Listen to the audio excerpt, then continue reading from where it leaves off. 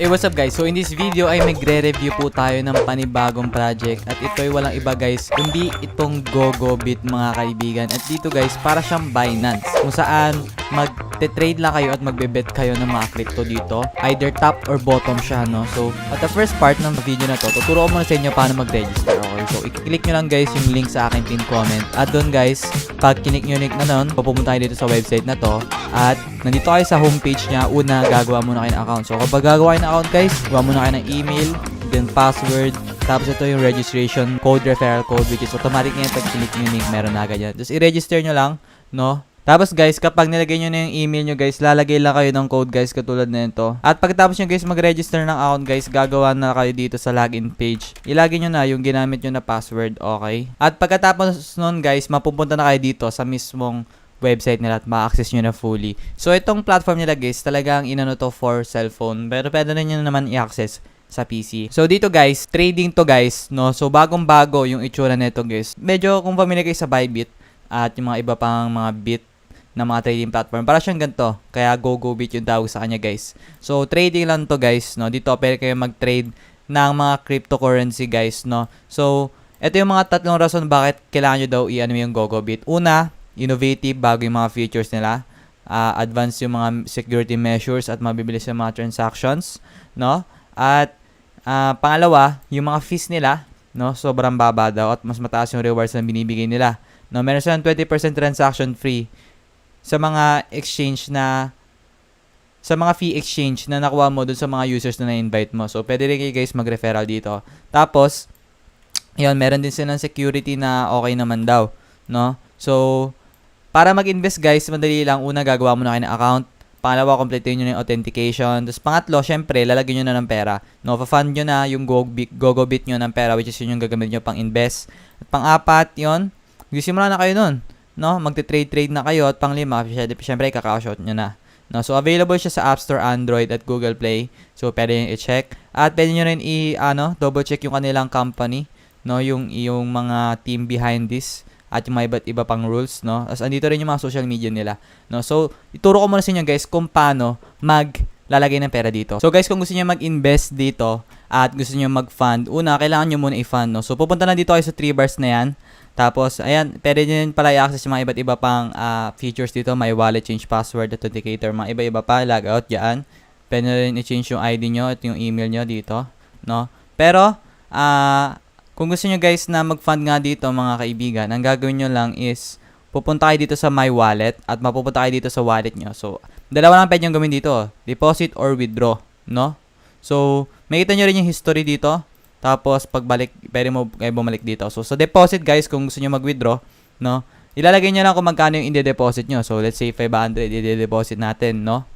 Ngayon, either instant pay yung pwede mo gamitin or USDT, which is yung crypto na peg sa USD, no? So kapag instant pay, sa India lang to available. Pero kung tayo sa Pilipinas, USD yung gagamitin natin. So USDT lang guys yung tinatanggap nila. Okay, sabi dito, USDT lang yung tinatanggap nila sa address nila. Hindi pwedeng ibang token, baka mamaya mag-deposit kayo ng Ethereum or Bitcoin. USDT lang. Tapos yung USDT na minimum deposit nila is 5. Okay?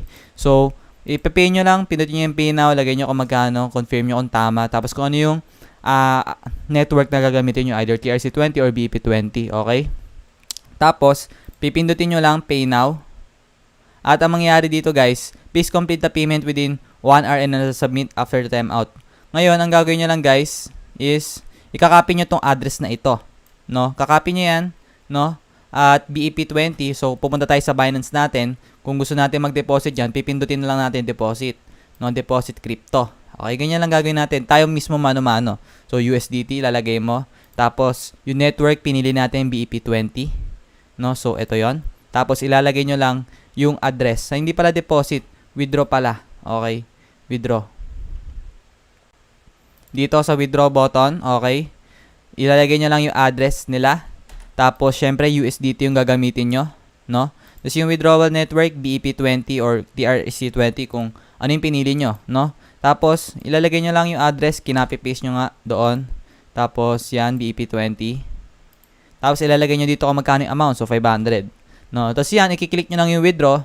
At hintayin nyo lang, guys, magre-refresh yan doon sa GoGoBit nyo. No? At, hintayin nyo lang, mabilis yan, mabilis na matatransact yan, lalabas na agad yan yung pera nyo in no time. So guys, yung GoGoBit is a subsidiary of Binance, okay? So they are official partners as they say, no? So hindi ko alam kung sure yon, pero yun yung sinasabi nila, yun yung inaano nila, pero we're about to confirm that, no? So yon, direct partner daw sila ni Binance, subsidiary daw sila, okay? Kapag magti-trade kayo dito, no? So pupunta lang kayo dito guys sa trading tab nila, okay, dito, or pwede dito sa trending, pwede kayo mag-trade ng iba dyan, pero dun sa mismong laro nila, which is itong 1M Lite at saka 5M Pro, pareho lang yung presyo, same price sa Binance, okay, same price guys in Binance, dahil pag pinindot nyo tong live price na yan, may kita nyo same talaga. So kung dito sa Binance, ang presyo ng Bitcoin ay 4,101.69, sa GoGoBit ang presyo ganun din, so magkapareho lang po yung presyo nyan, okay, ko-compare natin guys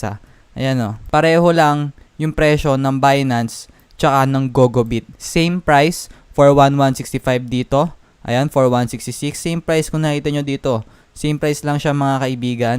At legit naman guys, yung ano nila dito, yung trading tab nila, talagang pareho. Same price sa Binance, okay? So pwede rin kayo guys magdagdag ng authenticator sa Google para mas lalong secure yung account nyo guys. So punta lang kayo dito sa tatlong arrow na yan, tapos click nyo yung Google Authenticator. Tapos ito yung mga instruction, okay guys? So magre-record kayo ng 16-digit backup key from GoGoBit. Tapos i-ano nyo yun sa safe na lagayan.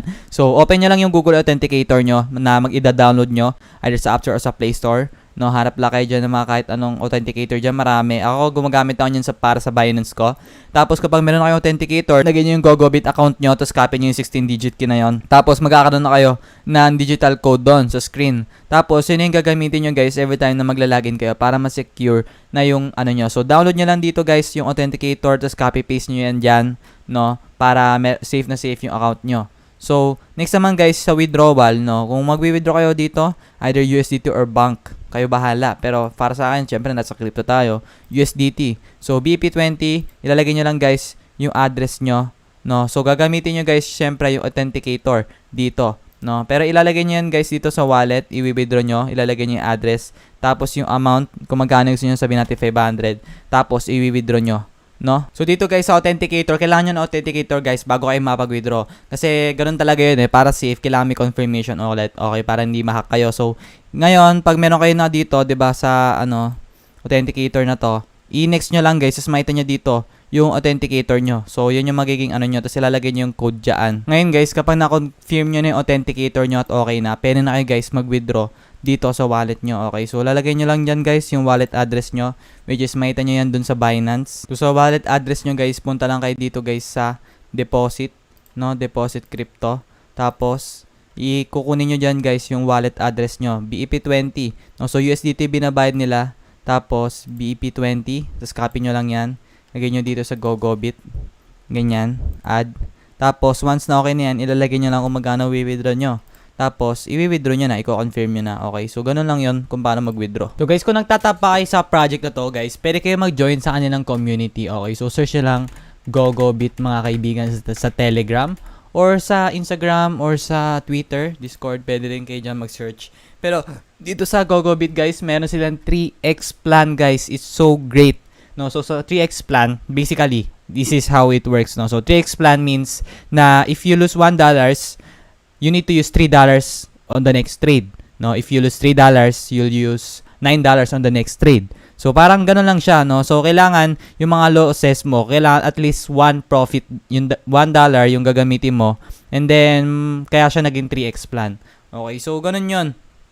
Sa 3x plan nila guys, pwede nyo yan i-access yung group data nila, tapos maganda talaga yung trading nun. Okay, so ngayon yung referral link ko ilalagay ko doon sa natin. Pero bago yun, tuturuan ko muna kayo paano mag-trade, no? So, dito sa 1M 5 Lite, sa 5M Pro, pwede kayo dyan guys mag-order. Makita nyo pala dito yung mga order nyo, kung ano yung period, kung portfolio, yung result, yung profit. Pero dito sa record, makita nyo rin yung mga ibang yung assist. Pero, ang ko dito guys, market. Sa market ako nag-i-invest, no? Sa market guys, ang ibig sabihin yan, pag bumili kayo real time, kung ano yung presyo ng market, yun yung anuin nyo, okay? So, invest na kayo dito. O dito guys, so try natin mag-invest dito guys sa demo, okay? Demo lang to, try lang natin yung 5M, okay? Sa 5M, okay, invest tayo dito. Dito sa Lite. Ngayon, nag-invest kasi ako dito guys, 500. pending pa siya sa portfolio natin, no? So, sa 1M Lite, 1M lang siya, light siya. So, sa 5M Pro yun. Okay. So, pag Pro, mas maganda, no? So, yun, hintayin nyo lang guys. Makita nyo rin yung record dito at order history nyo. Okay. So, ngayon, pending pa yung ano natin, pero mamaya makita natin kung di magiging balance niyan. Okay. So, ano ba yung rule niyan? No? So, ito lang naman yan eh. Investment results are calculated by the last digit. Okay. Sa last digit siya magbabase, no? Tapos, meron dalawang mode dyan eh. Yung una yung 1M Lite, pangalawa yung 5M Pro. So, sa 1M Lite, each round takes 1 minute. Lite mode only provides odd and even number investment. The result is calculated by the last digit of BTC spot trade 1M intervals close result. Okay, no? So, kung ano oras siya nagtatapos, kasi may timer yan eh, kung ano oras. So, kapag even, tama yung bet mo, edi panalo ka kapag odd, mali. No? So, parang ganoon lang yan. Sa 5M naman, each round takes 5 minutes.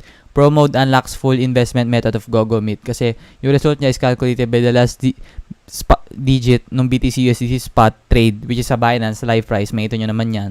Tapos, kung ano yung interval close result nyo dun sa timer, magiging ganyan siya. Investment return. Ayun, no? Single number, odd number, even number, tas invested amount, ganyan. So, parang, tumataya ka dito. So, yung guide dito, guys, pipili na kayo, guys, kung ano yung nyo, tapos yung time mode na gagamitin nyo. Tapos after that, invest kayo ng amount na ilalagay nyo. Tapos, bet kayo guys kung ano yung number na gagawin nyo. Kung ano yung tingin nyo na tatama, no? Tapos, yan, ilalagay nyo dyan. I-invest nyo. Okay, so parang ganito siya. Pending pa rin kasi tayo eh, invest. So, kunwari, odd. 1, 3, 5, 7, 9. So, 500. 1M lang, 1M Lite. Try natin. Invest ulit tayo, 'di ba? Pending. Is ito, profit na ako $970. No, so tama. Dito naman, try natin iba't ibang number naman dito. So, kunwari 500. Small, odd, even. Okay, try natin small. Wait lang, even. Try natin even. Tapos big. Okay, tapos invest. 'Yon. Ganun lang. Huhulaan nyo lang. Tapos pag tumama kayo, edi profit kayo, no? So, hintayin nyo lang yung timer matapos. Tapos magre-return siya ng result, no? So, ganun lang yun guys kung paano mag-invest dito sa tayaan na to. So, kayong bahala guys mag-check nitong application na to which is para sa akin ito yung mga pinakamalupit na trading kumbaga parang sugal to eh. Casino to sa crypto. No, dito sa lahat ng nakita ko ito talaga yung pinakamaayos. Pero kayo pa rin naman bahala kung gugustuhin nyo sumama dito or hindi. Hindi ko naman kayo ina-advise na gawin to. No, so nagre-review tayo ng mga projects. So marami rin tayong tinry ng mga trading platform last time. Last time tinry natin Gambit Exchange. Ito naman GoGoBit, no. So yan, maraming salamat guys sa panonood. See you soon sa ating next video.